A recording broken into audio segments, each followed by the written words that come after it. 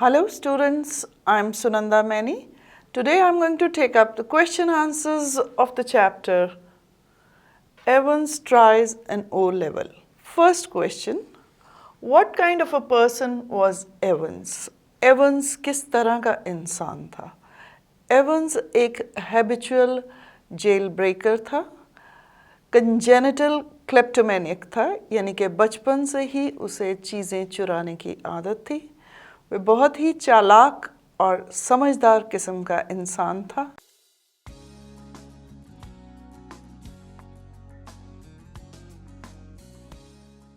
उसे human nature की बहुत ज़्यादा पहचान थी और इसीलिए वह जेल के ऑफिसर्स को समझ पाया कि उनकी क्या वीकनेसेस हैं और उसने बहुत ही चालाकी से फिर से प्लान बनाया और वो वहाँ से भाग निकला। So Evans was a very clever and an intelligent prisoner who had a record of breaking jail thrice on earlier occasions. He was a kleptomaniac, congenital kleptomaniac, who could understand and analyze the human character very cleverly.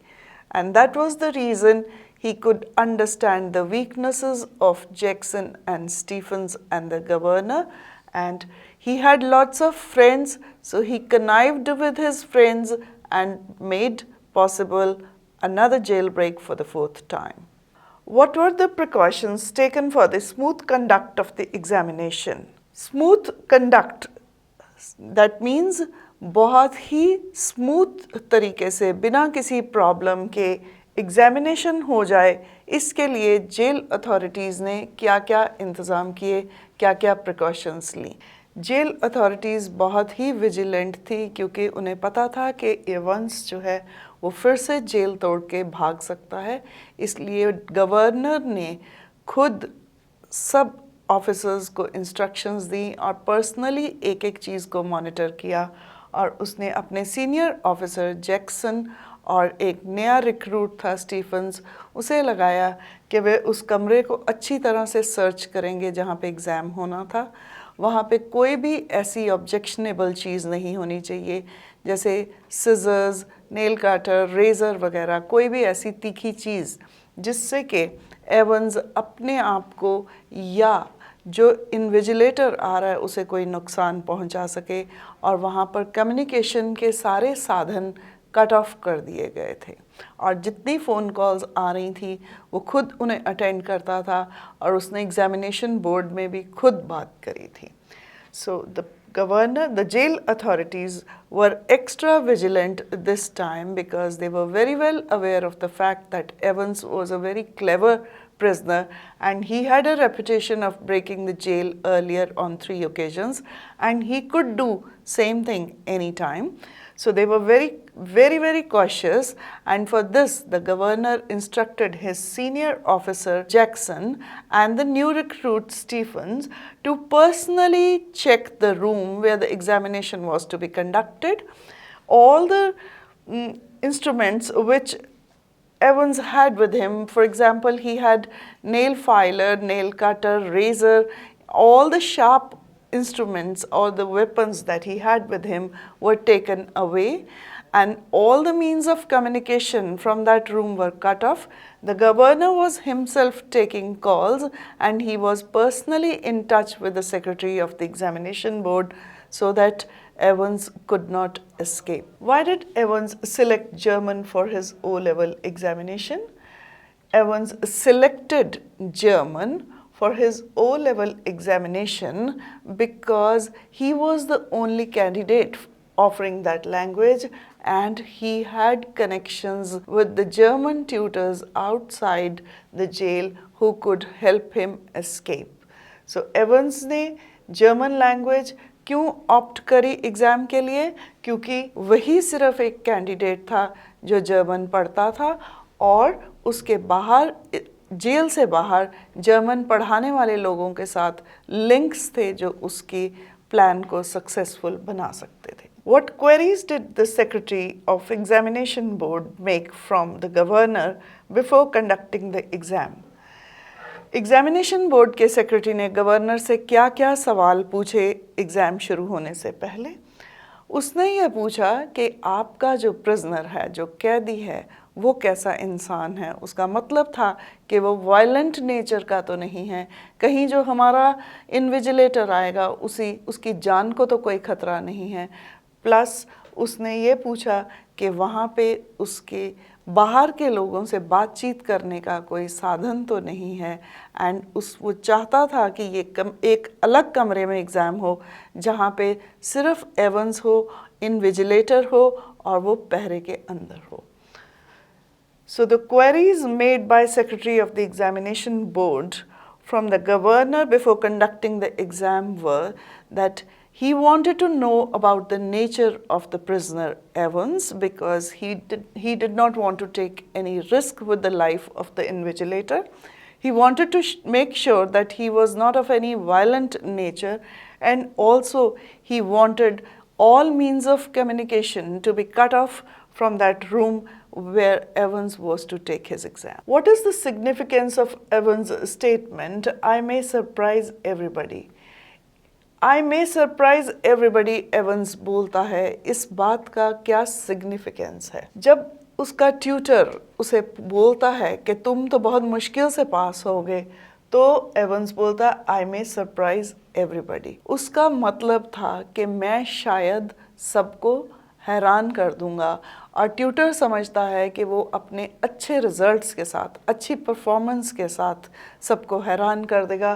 पर actually में उसका ये मतलब था कि वो सबको हैरान कर देगा मीन्स वो सबको चकमा दे देगा कि वो फिर से यहाँ से भाग जाएगा। उसकी इंटेंशन कुछ और थी और वो बोलता उसे किसी और तरीके से है। So the significance of Evans statement, "I may surprise everybody" is that when the tutor told him that he was not well prepared and he would not get through, so Evans said, "I may surprise everybody," showing that he may surprise everybody with his good performance, but actually he meant that he may surprise everybody by escaping from the jail. Why did McCleary carry a small semi-inflated rubber ring? मैक्लेरी ने एक inflated means फूली हुई, थोड़ी सी फूली हुई rubber की ring साथ में क्यों ली?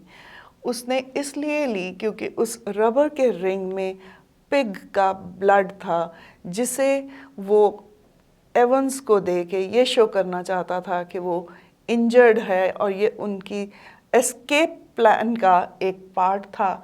और वो कहता ये है कि उसे पाइल्स की प्रॉब्लम है और ये रिंग उसे टॉयलेट सीट पे बैठने में हेल्पफुल रहेगी। So McLeary carried a small semi inflated rubber ring because he was carrying a pig's blood in that rubber ring to spill over Evans and show him as an injured man, but he pretended that he was carrying that inflated rubber ring because he was suffering from piles and that ring could help him sit on the toilet seat comfortably.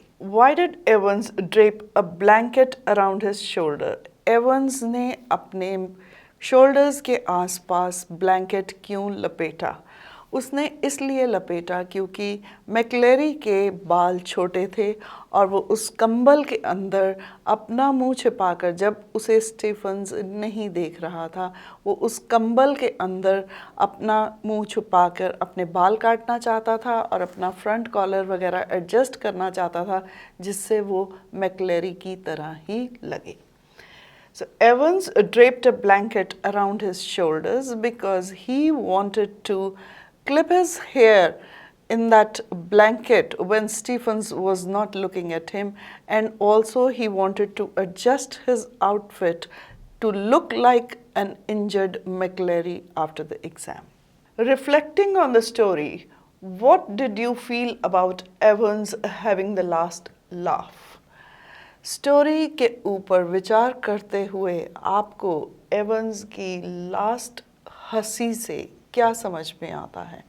हमें उसकी आखिरी हंसी से ये समझ में आता है कि वो एक वाकई में बहुत ही चालाक और समझदार किस्म का इंसान था, जिसे ह्यूमन नेचर को बहुत अच्छे से समझना और एनालाइज करना आता था। उसने प्रिजन ऑफिसर्स की हर एक वीकनेस को, हर एक कमज़ोरी को बहुत अच्छे से समझा और उन्हीं वीकनेसेस पे खेलते हुए उसने अपना प्लान इतने अच्छे से बनाया कि उसकी एग्जीक्यूशन में, उसकी प्लान की एग्जीक्यूशन में उसे कोई भी प्रॉब्लम नहीं आई।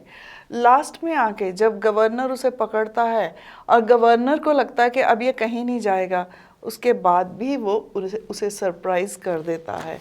और वो जब गवर्नर को ये हंस के दिखाता है कि हाँ अब तो मैं शायद तुम्हारे पास ही रहूँगा, या तुम्हारे पास अब मैं नेक्स्ट टाइम पे एग्ज़ाम देने के लिए नहीं रहूँगा, तो उसका मतलब रियलिटी में यही था कि वो वहाँ पे नहीं होगा और वो वहाँ से भाग जाएगा। So reflecting on the story we feel about Evans having the last laugh that he was actually a very clever and a witty prisoner who had a master plan to escape from the prison, and he could outwit all the officers and he could play on their weaknesses, and when he laughs in the end and tells them that he might not be there to take the next exam, he actually meant it. He actually meant that he would escape now only and would not be in the prison to take the next exam.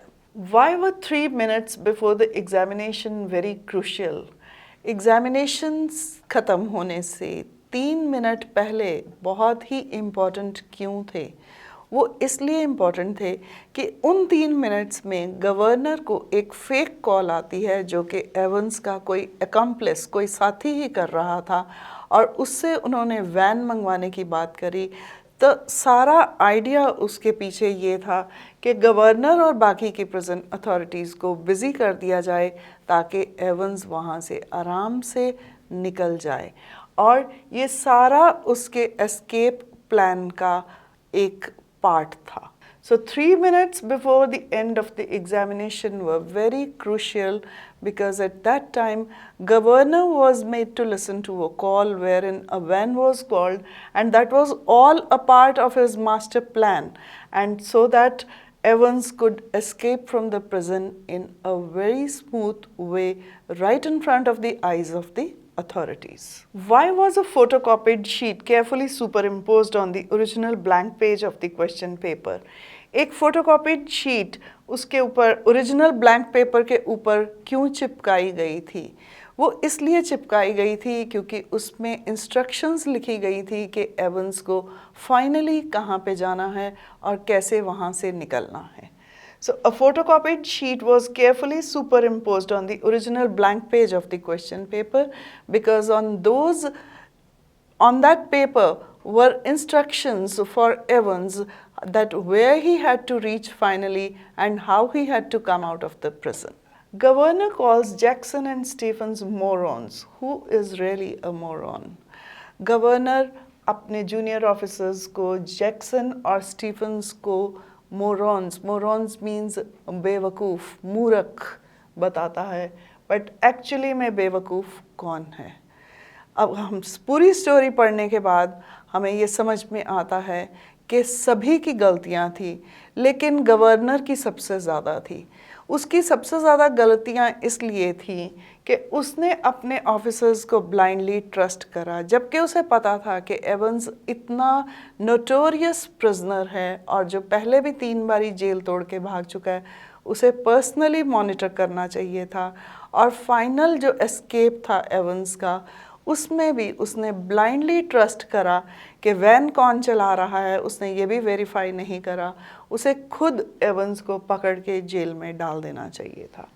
So after reading the story, though governor calls Jackson and Stephens morons, but we feel that actually governor is a moron because he blindly trusted his prison officers, knowing that fact that Evans was a habitual jailbreaker. He should have been more vigilant. He should have monitored the whole operation himself.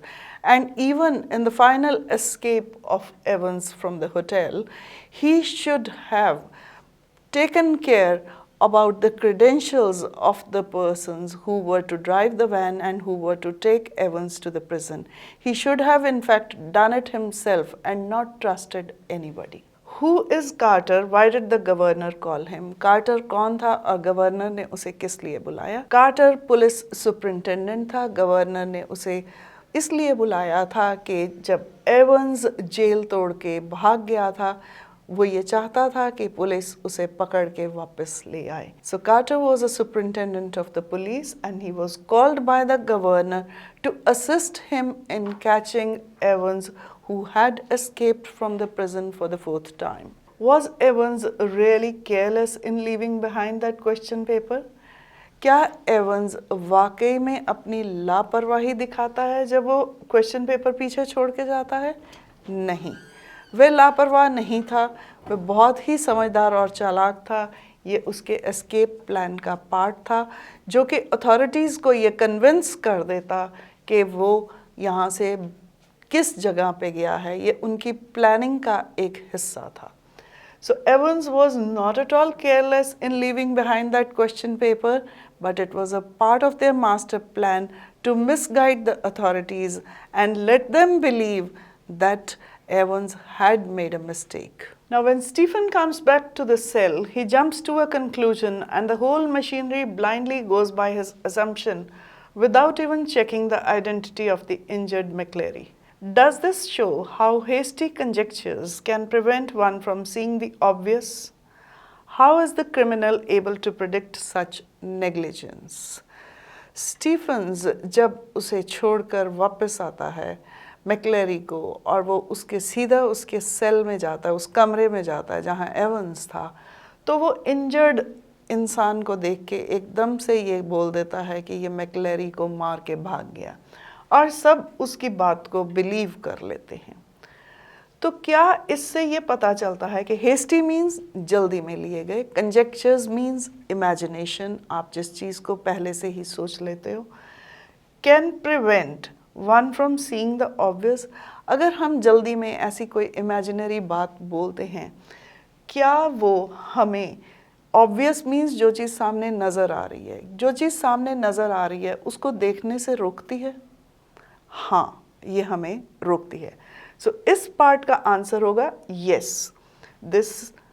Yes, hasty conjectures can prevent one from seeing the obvious. अब next part हमारा question का है, how is the criminal able to predict such negligence?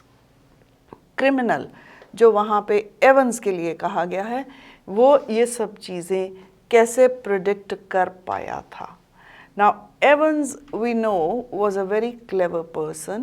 He had lots of contacts outside and he was very good at analyzing. How is the criminal able to predict such negligence?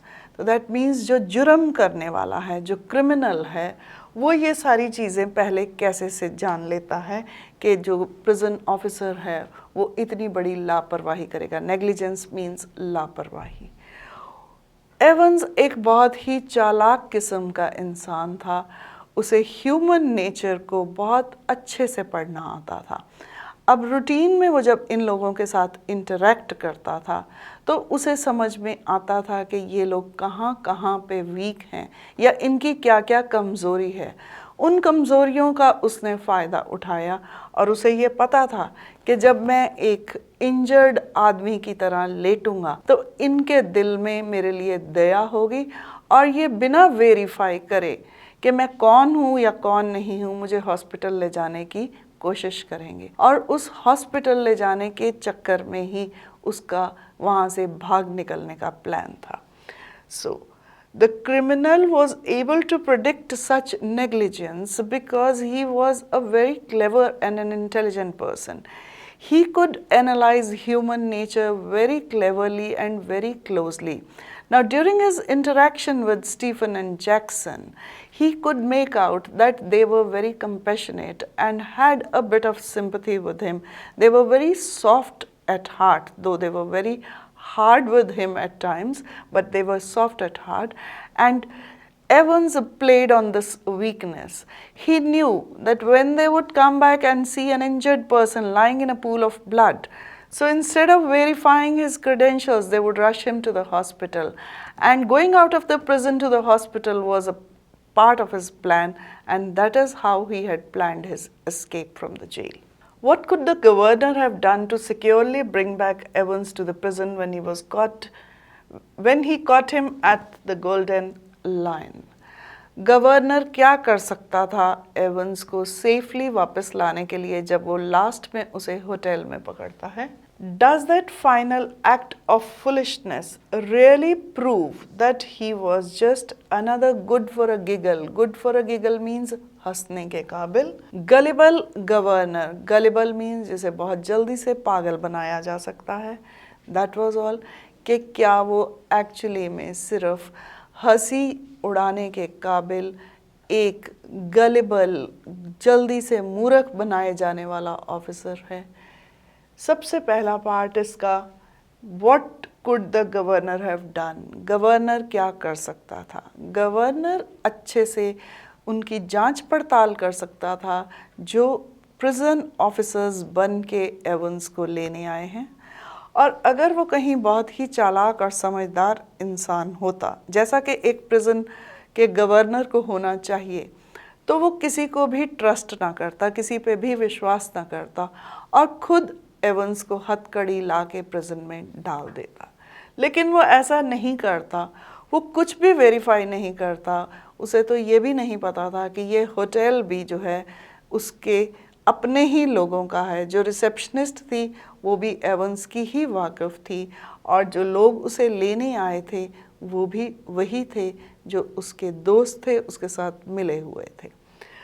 इतनी बड़ी मूर्खता करने के बाद हमें ये लगता है कि जो गवर्नर है वो वाकई में बहुत ही गलिबल था, यानी कि बहुत जल्दी उसे मूर्ख बनाया जा सकता था, और वो गुड फॉर गिगल मीन्स हंसना, वो सिर्फ हंसी उड़ाने के काबिल था. ऐसे लोगों को प्रिजन का इंचार्ज बनने के काबिल नहीं होते हैं, इन्हें गवर्नर नहीं होना चाहिए. So the governor could have securely brought back Evans to the prison when he had caught him at the Golden Lion finally by verifying the credentials of the person who had come to take him in the van, who had handcuffed him. He trusted them blindly. He did not verify their credentials, and he did not inquire from where they were coming and where they would take him, but he just trusted them to be one of the prison officers and sent Evans with them. And he could have actually handcuffed Evans himself and brought him back to the prison in his own car or in the official van himself. But he did not make any such effort, and this proves that he was just another good for a giggle, gullible governor who was befooled by a prisoner and his accomplices very easily. While we condemn the crime, we are sympathetic to the criminal. Is this the reason why the prison staff often develop a soft corner for those in custody? वैसे तो हम crime को criticise करते हैं, condemn means criticise करते हैं, यानी कि हम उसे अच्छा नहीं समझते, लेकिन क्रिमिनल के साथ, जुर्म करने वाले के साथ हमें कहीं ना कहीं सहानुभूति होती है. क्या यही कारण है कि जो वो प्रिजन का स्टाफ है उन्होंने उन लोगों के लिए एक सॉफ्ट कॉर्नर, दैट मीन्स उनके दिल में कहीं ना कहीं उनके लिए दया पनप जाती है? ये सच बात है कि कोई भी बॉर्न नहीं होता क्रिमिनल, और वो इस दुनिया के सर्कमस्टांसेस से क्रिमिनल बन जाता है. वो जुर्म दुनिया में आके सीखता है, पैदा नहीं होता सीखा हुआ. और उसके हालात को समझते हैं लोग. जब वो प्रिजन में होता है तो डेली उसका प्रिजन ऑफिसर्स के साथ बातचीत होती रहती है, और उस बातचीत में कभी कभी घनिष्ठता भी हो जाती है. जब वो अपने हालात बताता है तो कभी ना कभी प्रिजन का स्टाफ जो है उसके लिए अपने मन में दया रखता है, और वो चाहता है, अंदर से चाहते हैं कि ये शायद बाहर निकल के सुधर जाए, और वो उसके लिए दया रखते हैं. और इसी दया का कई बारी क्रिमिनल्स जो हैं, जो जुर्म करने वाले हैं, वो फ़ायदा उठाते हैं, एवंस जैसे लोग, और वो फिर से उनको प्रिजन ऑफिसर्स को चकमा देकर भाग जाते हैं. So we surely condemn the crime because it's not a good thing, it's not a positive sign. But at times we feel sympathetic to the criminal because we all understand that no human is born as a criminal. We become criminals, or the criminals do commit such crime because of their circumstances. And somewhere in their heart of hearts, even the prison officers have sympathy towards these criminals and want these criminals to rectify their mistakes. So they develop a soft corner for them.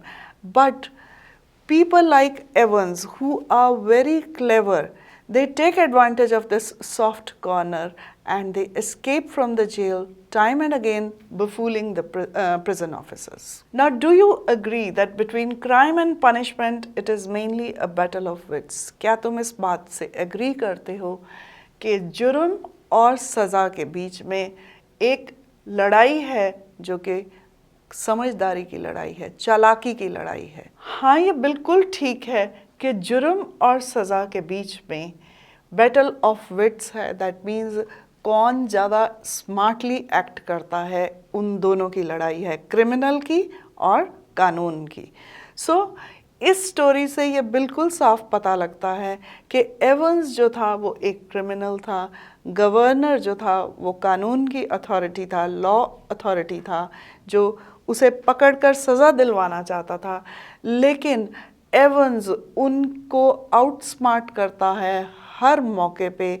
उनकी हर invigilation, जितने भी वो strict हो जाएं या वो जितने भी अपने आप को स्ट्रिक्ट समझते थे, एवंस उनकी हर प्लान को ख़राब करता था, थ्वाट करता था और उनको आउटस्मार्ट करके फाइनली वो भाग निकलता है, उनको मिसलीड करता है और फाइनली भाग निकलता है. Yes, we agree that between crime and punishment, it is mainly a battle of wits, which is very obvious from this story because Evans could outsmart the prison authorities on every occasion. He was a clever person who played on their weaknesses very well, and he had lots of links outside the prison. He outwitted them on every occasion and surprised them by finally escaping despite the strictest possible measures taken by the officers. And that's all about the question answers on this chapter. I'll be back in my next video on the next chapter. Thank you.